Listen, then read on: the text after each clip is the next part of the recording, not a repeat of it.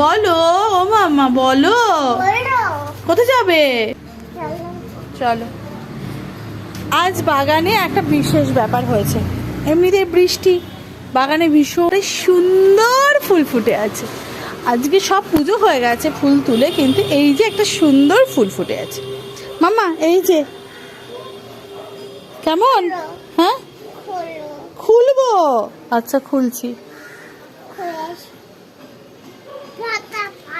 পাতা খুলবো না মা, এই যে ফুলটা তুলে দিচ্ছি তোমাকে। হ্যাঁ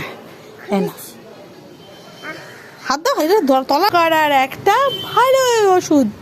দেখো মামা, নষ্ট হয়ে যাবে ফুলটা, ঠাকুরকে দেওয়া যাবে না। এসো এসো, ঠাকুরকে দেবো, এসো।